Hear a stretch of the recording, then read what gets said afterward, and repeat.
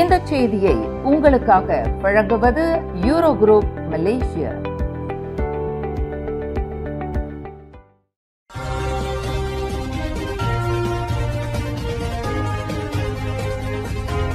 வணக்கம். திசைகளின் 5 மணி செய்திகள். ஆயுதப்படையில் பூமிபுத்ரா அல்லாதவர்களின் பங்கேற்பு மிக குறைவே. மலேசிய ஆயுதப்படையில் பூமிபுத்ரா அல்லாதவர்களின் பங்கேற்பு இன்னமும் குறைவாகவே உள்ளதாக ஆயுதப்படையின் தளபதி தான் ஸ்ரீ முகமது நிசாம் ஜஃபார் தெரிவித்தார். பூமிபுத்ரா அல்லாதவர்களின் பங்கேற்பு விழுக்காடு ரீதியாக மிக குறைவாக இருப்பது புள்ளி விவரங்களில் தெரிய வந்துள்ளது என்று தான் ஸ்ரீ முகமது நிசாம் குறிப்பிட்டார். ஆயுதப்படை என்பது இதர துறைகளை விட முற்றிலும் மாறுபட்டதாகும், நிபுணத்துவம் வாய்ந்ததாகும். இத்துறையில் உள்ள வேலை வாய்ப்புகள் அனைவருக்கும் திறந்துவிடப்பட்டுள்ளதாக அவர் விளக்கினார். ஆயுதப்படையில் பூமிபுத்ரா சமூகத்திற்கு அப்பாற்பட்டு இதர இனத்தவர்களும் அதிக அளவில் இணைய வேண்டும் என்று தாம் கேட்டுக்கொள்வதாக தான் ஸ்ரீ முகமது நிசாம் வலியுறுத்தினார்.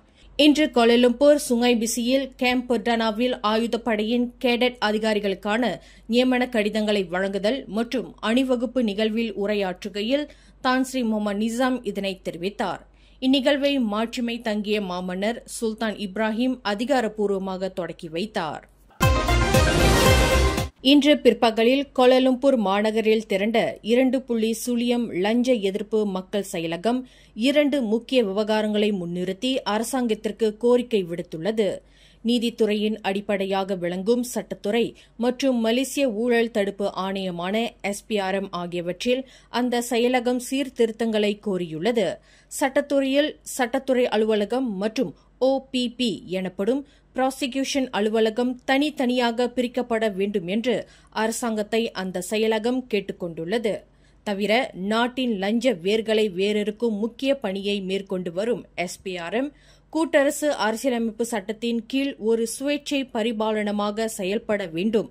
அத்துடன் SPRM தனது பணிகளை செம்மையுற கடமையாற்றுவதற்கு அதற்கு தன்னாட்சி உரிமை வழங்கப்பட வேண்டும் என்று அந்த செயலகம் கோரியுள்ளது.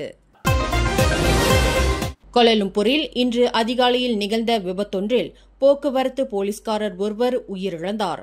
24 வயது லான்ஸ் கார்பரல் முகமது அமீருல் ஐமான் என்ற அந்த போலீஸ்காரர் அதிகாலை 4:30 மணியளவில் ஜாலான் தூன் ரசாக்கிலிருந்து சிலாயாங்கை நோக்கி ஜாலான் கூச்செங் சாலையில் சென்று கொண்டிருந்தபோது அவரின் மோட்டார் சைக்கிள் சாலை வளைவில் உள்ள இரும்பு தடுப்பில் மோதி கீழே விழுந்தார். இதில் கடும் காயங்களுக்கு ஆளாகிய அந்த போலீஸ்காரர் சம்பவ இடத்திலேயே மாண்டதாக தெரிவிக்கப்பட்டது. அந்த போலீஸ்காரரின் பின்னால் மற்றொரு மோட்டார் சைக்கிளில் வந்து கொண்டிருந்த போக்குவரத்து போலீஸ்காரர் வேக கட்டுப்பாட்டை இழந்து கீழே விழுந்ததில் சொற்ப காயங்களுக்கு ஆளானதாக கோலாலம்பூர் போக்குவரத்து போலீஸ் தலைவர் ACP ஜம்சூரி முகமது ஏசா தெரிவித்தார். கடந்த ஏப்ரல் மாதம் 1 தேதி சுபாங் ஜயா புத்ரா ஐட்ஸ் வீடமைப்பு பகுதியில் எரிவாயு குழாய் வெடிப்பு தீச்சம்பவம் தொடர்பில் அதன் விசாரணை மீதான தொழில்நுட்ப அறிக்கை வரும் திங்கட்கிழமை பொதுவில் வெளியிடப்படும் என்று ஸ்லாங்கூர் மந்திரி பசார் டத்தோஸ்ரீ அமீருடின் ஷாரி தெரிவித்தார். அதற்கு முன்னதாக அந்த அறிக்கை அமைச்சரவையில் தாக்கல் செய்யப்படும் என்று அவர் குறிப்பிட்டார். எழுத்துப்பூர்வமான அந்த அறிக்கை தயாரிக்கப்பட்டுவிட்டது. நேற்று அவால் முஹராம் பொது விடுமுறை என்பதால் குறுகிய காலகட்டத்தில் அதனை அறிவிக்க இயலவில்லை என்று அவர் விளக்கினார். இது கவனக்குறைவாக நடந்த சம்பவமா அல்லது கீழறுப்பு நடவடிக்கையா என்பது குறித்து உண்மை விவரத்தை இந்த அறிக்கை அம்பலப்படுத்தும் என்று எதிர்பார்க்கப்படுகிறது. கோலாலம்பூர் ஜாலான் ஸ்தாபாக் தாமன் தாசே டானாவ் கோத்தா ஏரியில் ஆடவர் ஒருவரின் சடலம் மிதப்பது கண்டுபிடிக்கப்பட்டது. இன்று காலை 8 மணி அளவில் அந்த ஏரி பூங்காவில் மெதுவோட்டத்தில் ஈடுபட்டிருந்தவர்கள் ஏரியில் சடலம் மிதப்பதைக் கண்டு போலீசுக்கு தகவல் கொடுத்தனர்.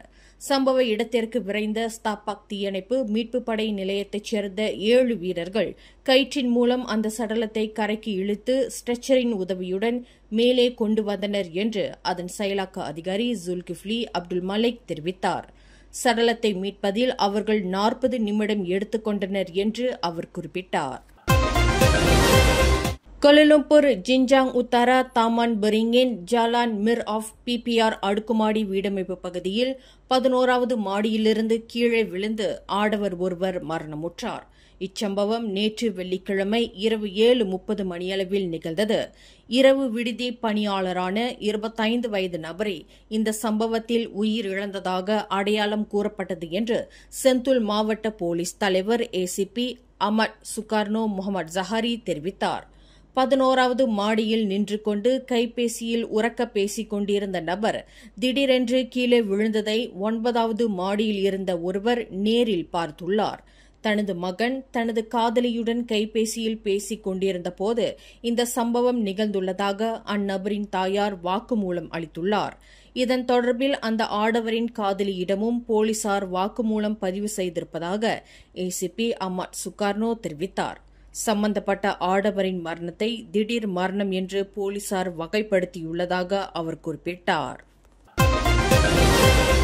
ரவாங் டெம்ப்ளர் பார்க் கஞ்செங் நீர்வீழ்ச்சியில் குளித்துக் கொண்டிருந்த நியூசிலாந்து நாட்டைச் சேர்ந்த 52 வயது பெண் ஒருவர் 6 மீட்டர் உயரத்திலிருந்து கீழே விழுந்து படுகாயத்திற்கு ஆளானார்.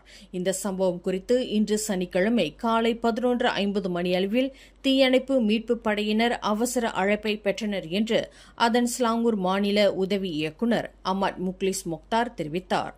நீர்வீழ்ச்சியின் பாறை மீது நின்று குளித்துக் கொண்டிருந்த போது கால் இடறி அந்த வெளிநாட்டு பெண் கீழே விழுந்திருக்கக்கூடும் என்று நம்பப்படுகிறது.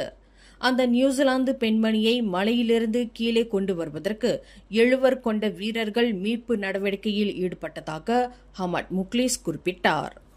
மேலும் செய்திகளை தெரிந்து கொள்ள கீழே இருக்கும் பெல் பட்டனை அழுத்துங்கள். உங்கள் மகிழ்ச்சியை வெளிப்படுத்த லைக் மற்றும் ஷேர் செய்யுங்கள். தொடர்ந்து திசைகளோடு இணைந்திருக்க சப்ஸ்கிரைப் செய்யுங்கள்.